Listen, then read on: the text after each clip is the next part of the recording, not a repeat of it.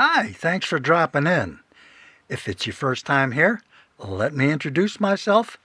I'm Captain Moto, and I write, record, and mix my original songs here in my home studio. Now, I've had a number of inquiries about how I built this studio. It's sound isolated. Inside the room, it's treated with quite a bit of acoustical treatment, and some folks have expressed an interest to understand how I built it, how I achieved that, how I deployed the acoustical treatment and such. So, what I'm going to do today is dive into that. If you're interested in how I built this and how I use it, stick with me. We're going to jump right in. If I mention any material or company that I work with, what I'll try to do is do my best to have a link to that product in the show notes. A lot of this information is also available on my website, captainmoto.com, where I've got some free backing tracks and some other links to my music there. But in any case, I have no sponsors. All the equipment I use, I paid for with my own money. However, some of the links that I might show might be affiliate links, and if you happen to purchase anything from those links, there's no additional cost to you, but it might help me out a little bit by earning me a couple pennies in affiliate commissions. So, thank you very much. Please consider subscribing to the channel. Click all the appropriate boxes to get notifications and so on and so forth. And please leave a comment. I'd love to hear what you have to say, or maybe there's something else you'd like me to do a video on. And lastly, if there's anything you're gaining out of this and you'd like to show some appreciation, there's a link below to buy me a coffee. Thank you. Let me start with a brief evolution of how I got where I'm at today. I'll show you a few pictures of the current state of the studio. But how this all began was I started playing guitar years and years and years ago. And over time, I started writing my own songs. And that led me to the need to want to record the songs and share them with the world. So I had to learn the skills of recording and mixing and so on and so forth. And eventually, that became a little problematic because either I had noise leaking into the studio from outside my recording environment, the family or the TV or the neighbors, or the music I was making in the room was leaking out and disturbing others. In either case, it wasn't a ideal situation, and I suspect that most people who are doing home recording find themselves in a similar situation, and at some point may aspire to want to improve their recording environment. So I started in a small bedroom with very simple equipment. Then, for a number of years, I lived aboard a boat, and that was my recording studio. The space was in a guest stateroom, which is about 7 by 7 feet, really small. Then I moved back to a home where I decided to build this dedicated home studio. Now, when my wife and I moved back to a traditional land-based home, we decided to do some home remodeling, the typical kind of stuff, floors, bathrooms, kitchens, and such. But it gave me the opportunity to look for a specific dedicated space in the house to convert to the studio. And my home is, I guess, sort of a traditional layout where it's 2 stories. You walk in the front door. To the left, there's a dining room. To the right, there's a living room. There's staircases going up to the bedrooms. And to the back of the house is what I'll call the living space, where we spend about 90% of the time. That's where we're watching TV, doing entertaining, and that's open to the kitchen. So this space, called the living room, was always very underutilized, and I had my eye on that as a potential recording studio. Aside from that room, I have a large unfinished basement which had some potential, as well as a couple of spare bedrooms. So as I evaluated how and where I wanted to build this dedicated studio, I did a lot of research, went to seminars, read books, watched videos, surfed the internet, all those things. And I came to the conclusion that it would be best if I sought out some professional help. So I interviewed a few acousticians/studio designers, and I decided to work with a company called Haverstick Design, run by Gavin Haverstick, who's just a great individual, very knowledgeable, personable guy, and just a great all-around guy to work with. So I contracted Gavin and his company to prepare the build plans for this studio, as well as giving me some consultation about the layout of the studio, the desk placement, the monitors, listening, mixing position, and the acoustical treatment within the room. Now, I asked Gavin to prioritize my studio design in a few ways. One, I wanted to make sure that I did the best we could to keep outside noise from leaking in. That would be the neighbors, lawnmowers, dogs barking, what have you. Secondly, to keep the noise that I was making in the studio from leaking out into other rooms in the house and disturbing anyone else. And in the room, I wanted to make sure that I had good acoustical qualities that would be a good listening environment for just listening to music, as well as doing practice of my instruments, recording, and mixing. So the plan incorporated a few different things. One, sound isolation, which required some very specific construction techniques. The acoustical treatment in the room is treated in two different ways. I'm going to say that the room is somewhat split in half, where the front of the room where I do recording and mixing has more acoustical absorption, while the back of the room is more lively, so we get a better sound from musical instruments played within the room. The largest portion of time and expense to accomplish this was spent on the isolation portion of the project. To do that, I had to build a partial wall that was open to a staircase, gutted the existing room down to the studs, sealed every crack and seam that could possibly let any sound through. And a big portion of the isolation concept is adding lots of mass. So we installed 3 layers of 5/8 inch drywall, and those are attached to the studs with a system called ISO clips and hat channels. And the walls are also filled with Rockwell product, I think it's called Safe and Sound insulation. I'll walk you through step by step and show you some photographs of the build process and talk a little bit more in detail of how this came together and what the requirements were for the build. Haverstick Design gave me the plans, which I handed off to the contractor who was already working in my house on the other home improvement project. So now let's dive in, and I'll give you some photos and I'll discuss some of the particulars. Now, Gavin made a trip to my home and we evaluated some locations in the basement, 2 spare bedrooms, and it turned out, not necessarily to any surprise to me, that the best room with the amount of space available, the location, and so on and so forth was going to be this, what used to be living room.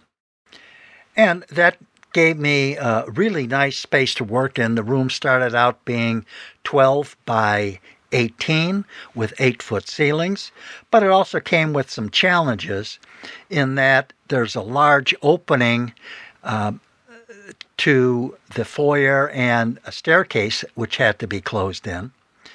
And that required building a wall, framing out a door, reworking the stairs and the railing. Now, much of the project involved putting in the walls these multiple layers of drywall. So let me talk you through what we did there. The idea of sound isolation often requires a lot of mass, meaning heavy material. So quite frequently people will build dual walls. We'll have 2 layers of drywall on one side of the wall, some studs, and then 2 layers of drywall on the other side. But I did not want to go in the adjoining rooms and tear those walls down and rebuild those. So I worked exclusively from the inside of this living room / studio. So when the existing walls were gutted and we were looking at the stud openings, we could see the backside of the drywall from the other rooms. So we first sealed all the cracks and seams with acoustical caulk. Then we applied a layer of 5/8 inch drywall to the backside of the existing walls in the adjoining rooms. After that, we stuffed the walls with safe and sound rock wool insulation. All the electrical boxes received something called acoustical putty, which prevents any sound passing through the electrical box to get into the wall and leaking through. Also, any pipes, drain pipes, electrical pipes that were running in the wall, I enclosed those with a sound barrier that was adhesive to reduce vibration and sound transmission. Once that was done, a system called ISO clips and hat channels was applied. The way this works is you screw these ISO clips to the studs. They have something that looks like a C-shaped clamp, which has a thick layer of rubber, and these metal hat channels clip into those ISO clips, and at the end of the day, you screw the drywall to these channels. What that does is 2 things. One, it creates somewhat of a spring mechanism, so if the wall is moving from vibrations, the hat channel absorbs a little bit of that movement. Additionally, the rubber isolation portion of the ISO clips prevents any vibration from passing from the walls into the studs and ultimately into the rest of the house. The initial layer of 5/8 inch plywood was again applied on the back side of the existing wall. The wall was stuffed with insulation, the ISO clips and channels were put on, and the first layer of interior drywall was screwed to these channels. Once that was up, we applied acoustical caulk to all of the drywall seams, and then a layer of the same acoustical caulk was applied to the entire sheet of drywall, and then a second layer of drywall was screwed to that, making a sandwich of a layer of drywall, acoustical caulk, and a second layer of drywall. And that second layer of drywall was installed in such a way that no seams were lined up at the same location. There was an overlap technique applied in the installation, so one seam never aligned with the other. A similar installation technique, which I will call a stair step, was used where the drywall hit the ceiling and the floor, and here's a picture what that looks like. With both layers of drywall installed, we once again went around the entire perimeter, everywhere around, sealed every crack, every seam with acoustical caulk, did the same on the existing subfloor, and Then we laid a layer of acoustical caulk onto the subfloor, screwed down a half-inch layer of plywood. On top of that was the final flooring, which was a layer of hardwood flooring. When all is said and done, the walls are several inches thick as well as the ceiling, and I think the floor is, not including the subfloor, I think it's about 1.5 inches thick. So net, the size of the room got a little smaller by several inches in all directions. Now that the wall, ceiling, and floor were all set, I had to address the two weak points, and that is the windows and the door. As far as the windows go, given we were already doing home remodeling and we were replacing much of the glass with energy-efficient glass, what I did for this room was had the contractor apply energy-efficient glass to the outside of the window to help cooling in the summer and maintain heat in the winter, but the second layer of glass on the inside is laminated glass, very much like what you have in an automobile, and that turns out to have some very desirable acoustical properties. It prevents a lot of sound transmission. Last was the door. Gavin recommended a company that I work with that builds sound isolation or soundproof doors.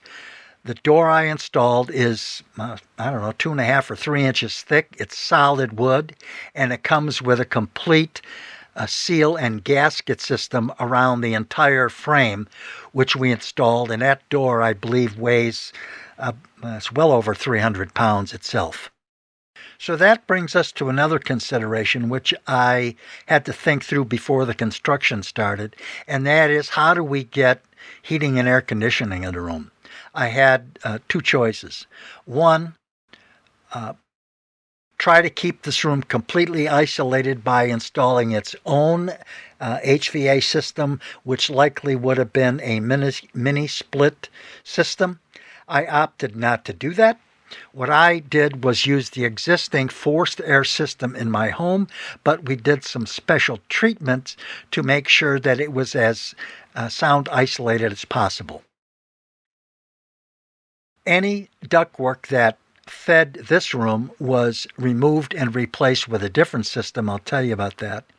But there was some ductwork in the ceiling that fed the rooms above, and I had to leave that in place. So that those pieces of ductwork were covered with that sound barrier self-adhesive material I mentioned earlier.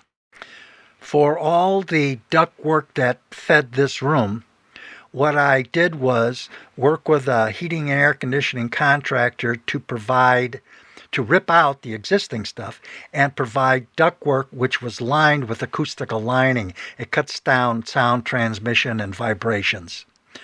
So that was done in the basement. Any ductwork coming into the room did not go inside the walls. The walls were kept intact, but separate soffit walls were built to contain the airflow mechanics. So at the end of the day, what we had is a soundproof or sound isolated wall, which was not penetrated and not touched. We built a second small wall in front of that, and all of the ductwork and the air is flowing through those walls. Additionally, I used oversized vents, because larger vents have less air turbulence and therefore less noise as the air flows through them. Now, for all practical purposes, aside from those vents, this room is airtight, and that causes another issue that needed to be addressed, and that is, how do I keep fresh air in here if the heating and air conditioning just doesn't have to be running at that time? So what I did there was built another soffit system that contains some flexible ductwork that goes through this soffit down to my basement, where I have two circulation fans, one blowing fresh air in and the other one exhausting the stale air. Interesting now that gave me an opportunity to use that system for another purpose. And that is, I was able to route some of that flexible tubing over to my equipment rack, where that equipment generates quite a bit of heat. The circulation system is drawing the heated air out and away and outside the room, so I get a minimum amount of additional heat building up in this room, which I can tell you, between the guitar amplifiers and all this rack equipment, can generate quite a bit of heat. So that turned out very nicely. Thanks for sticking with me this far. Hopefully you're getting something out of this. We're now going to talk about what's going to happen inside the room. What is the acoustical treatment going to look like? How are we going to lay this room out? Let's do that now, but please take one moment. Please subscribe to my channel. I'd really appreciate it. Now let's talk about acoustical treatment. The first step is to determine what the mix position is and where the monitors are going to go before we can decide exactly how we're going to do the treatment. And I believe what Gavin suggested is we use, I think it's what's called the 38% rule, which means that my listening position, where I'm going to sit, is going to be approximately 38% position in the room from the front wall. So I'm facing a front wall. My seated position is about 38% of the length of the room where I'm going to sit. That puts the desk in front of me and then the monitors behind the desk. If you recall, I mentioned I wanted this room to be sort of a dual purpose.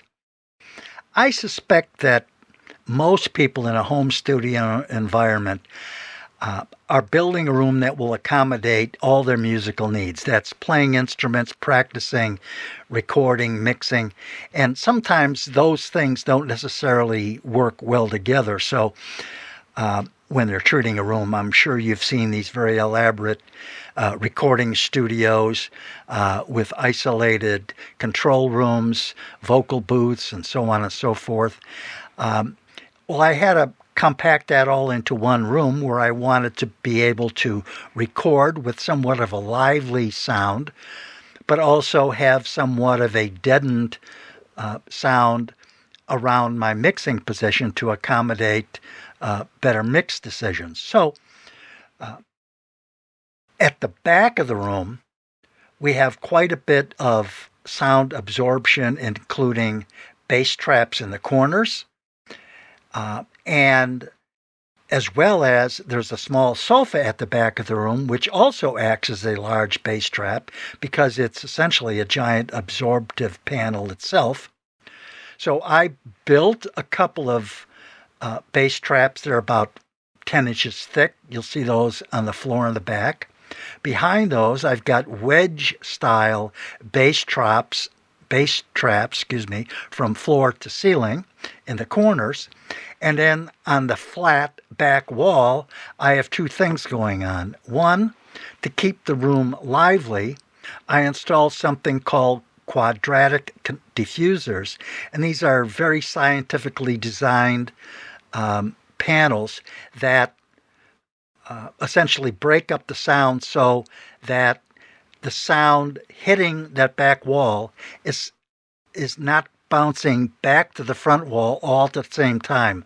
The low, mids, and high frequencies are all being diffused at different levels because of the depth of those wooden panels in the back. That's in the center of the room. To either side of those acoustical panels, I have what could be viewed as strictly decoration or artwork.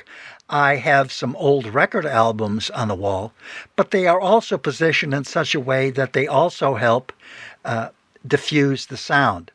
Although they're all on the wall, they are not sitting flat on the wall. Each album has a slight tilt to it that's different from the adjacent one. The net of it is that the sound is not bouncing off a flat surface directly across to the front of the room, another flat surface, and bouncing back and forth. It's being diffused. Now, I mentioned bass traps in the back corners. I also have some bass traps in the front corners. Some of these acoustical panels and bass traps are do-it-yourself projects that I built, but the two in the corners in the back and two in the corners of the front are ones that I purchased from acoustical panel companies. I'll show you links to that below. But the ones in the front come from a company called Real Traps. I also purchased from them some panels I use on the sides of my mix position, and they are called RFZ panels, I think is what Real Traps call them, and they are designed to contain the first reflection points. In other words, when sound is coming out of my monitors at my mix position, it hits the walls and hits these first reflection points, and it is deadened and controlled by these RFZ panels before it bounces back and hits my ears. Above my mixing position, I have some acoustical absorption, as well as along most of the side walls. If I'm not mistaken, I have about 70, if not more, 70 or more % of the walls covered in acoustical panels. I'll show you some of the links of the companies I worked with to acquire that material. As I said, some of the panels are do-it-yourself panels that I built, and I mounted those on wooden stands so that I can move them around the room. Sometimes they're at the front of the room in front of the windows. Sometimes they're at the side. Sometimes they're behind me. Depending on the situation, I can surround myself with these acoustical panels and create something that's more like a vocal booth, or I can move them around to help control the flutter in the rest of the room. I almost forgot I got one other acoustical treatment piece in the room, and that is what's referred to as a gobo. And I use that gobo as an additional bass trap at the front of the room. Hey, just a little fun fact. Given that I've got probably miles and miles of cables and cords and stuff in the studio like a lot of folks have, trying to find a place to hold those and store those was a challenge. And what I came up with is I've got a little cable holder rack attached to the back of these movable panels, so I can store all my instrument and microphone cables back there. They're easily accessible, but they're out of sight, and it's nice and tidy. The last bit of acoustical treatment is addressing the windows, and what I've done there is I've got a double layer of acoustical absorbing curtain panels that cover the windows. So now that we have a quiet room with good acoustics, it's time to start recording. But that's a wrap for the build process. I'll follow up with future videos on my equipment rack, which was a do-it-yourself project, all of my outboard gear, and my hybrid mixing process. So, hope you got something out of this. Thanks for dropping in. Don't forget to subscribe. Please leave a comment. Love to hear what you have to say. Don't forget to click the bell to get notification on future videos. And if you'd like to, you can buy me a coffee. Thank you very much. Bye.